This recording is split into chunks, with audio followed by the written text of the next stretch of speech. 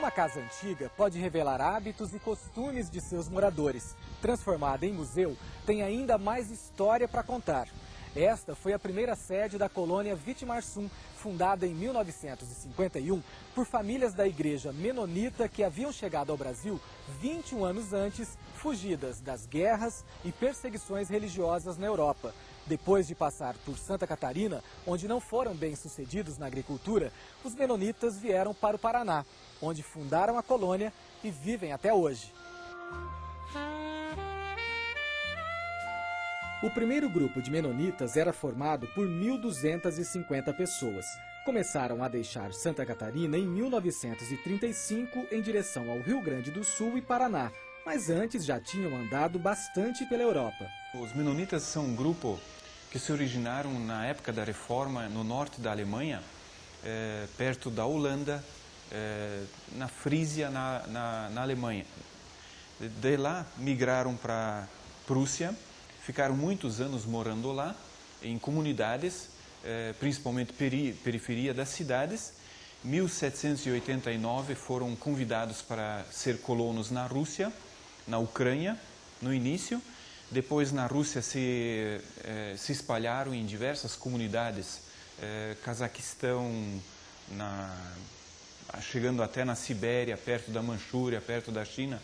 Da Rússia migraram depois para Estados Unidos, para o Canadá, dos Estados Unidos para o México, do México para o Paraguai, do Paraguai depois para a Bolívia.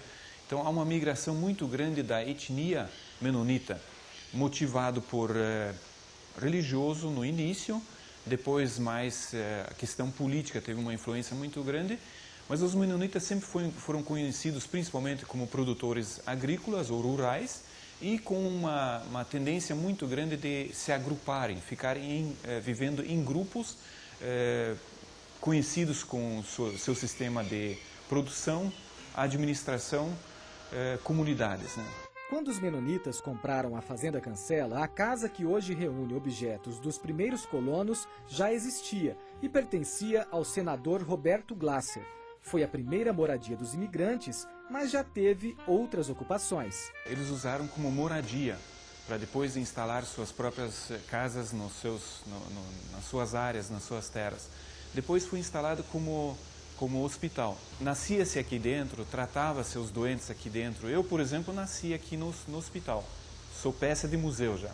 Depois do hospital foi instalado como pousada para visitantes. Foi tombado em 1989, foi feito o tombamento pelo Estado, né, considerado museu tombado pelo Estado, né.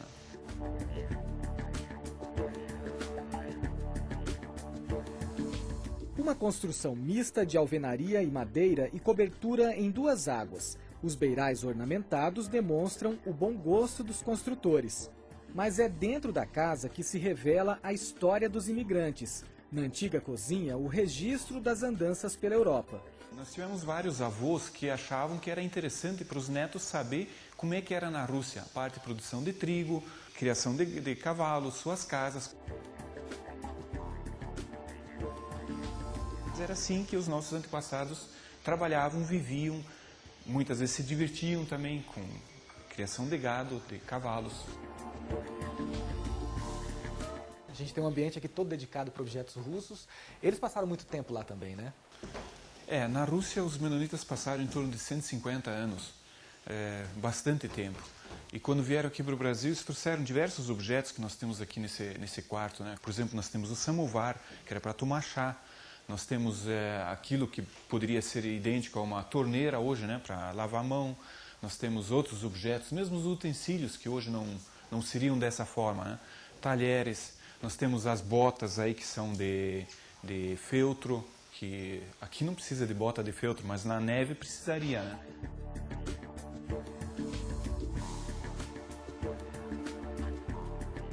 Aqui nós temos objetos escolares de escritório, livros raros. A colônia sempre teve suas próprias escolas, tudo funcionou sempre aqui? Sim, a parte cultural sempre foi uma base muito forte. Toda essa fase de migração de um país e outro levou eles, assim, os nossos antepassados, a trabalhar muito a parte cultural. escrita, leitura, escola, porque o que você tem na cabeça você pode levar. E o restante você pode perder, principalmente patrimônio, por exemplo, áreas, terras, né? Então aqui nós temos diversos objetos que demonstram um pouco a parte cultural, como se ensinava, por exemplo, alemão, os livros, né? Eu aprendi a ler alemão assim, a parte de música, né? Os livros de música, nós chegávamos a cantar com notas e com números, né? Um sistema totalmente diferente do que a gente está acostumado. Nós temos livros com números lá, né? Em vez das notas. Aqui nós temos parte de escritório, os ábacos, né? Instrumentos musicais. A musicalidade entre os menonitas é muito forte, né? Muito corais nas igrejas todo domingo.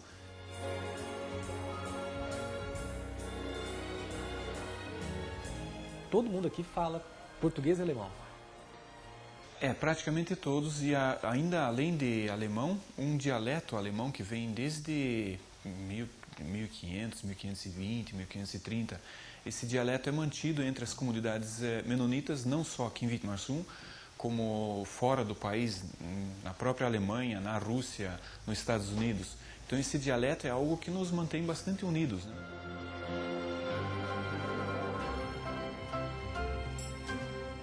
Em um dos cômodos da casa, lembranças de quando aqui funcionava um hospital.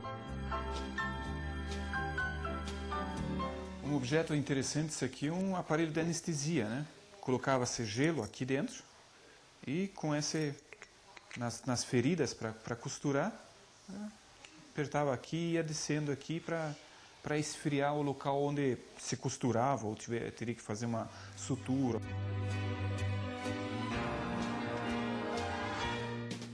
Bom, aqui em cima é o sótão da casa, né? Nós temos a escada aí com o corrimão, bem antigo também. E em cima nós tínhamos os quartos aí na fazenda, onde o pessoal, quando vinham, pousavam aí, dormiam aí. A noite é bem fresquinho, bem gostoso aí. Tem duas paredes, mantém tipo uma câmara que não aquece tanto a casa de fora para dentro e mantém o aquecimento à noite também, né? Então ela é tipo um estabilizador de temperatura. A casa tinha também, já num dos cômodos aqui em cima, tem um aquecimento central pelo fogão a lenha, uma serpentina, que aquece a água, fica alojado a água dentro dos tanques e com isso à noite dava para tomar banho com água quente, né? A entrada da casa, na verdade, não é a mesma do museu. O museu entra ali pela sala de jantar, mas a entrada da casa original é essa daqui. O senador, ele tinha isso aqui como a frente da casa, né? E o pessoal que vinha na fazenda lavavam as mãos aqui, depois adentravam a fazenda. Cozinha, tudo ficava lá nos fundos.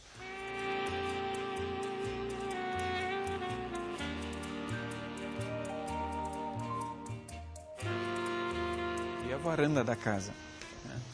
A varanda bem ampla, grande, né? Com os beiral bem grande também.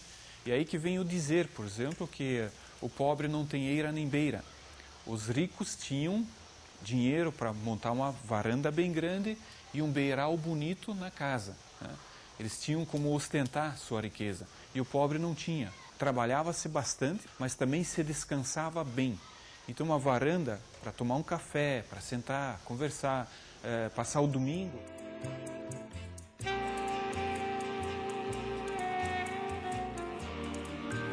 Em Curitiba nós vemos muitas casas nesse estilo ainda, casas antigas. E era um estilo europeu, né? Tanto os beirais, assim, eles dão uma conotação assim de neve, por exemplo, para pingar o degelo, as varandas grandes, né? A história para nós é bastante importante. A vida não só começa no nascimento e na morte, termina na morte, mas começa com aquilo que aconteceu antes. O que nossos antepassados eram, o que se faziam. E através da história a gente consegue muitas explicações e muitas vezes se entender também. Quanto mais um povo consegue analisar sua história para trás, mais ele consegue ter forças para ir para frente.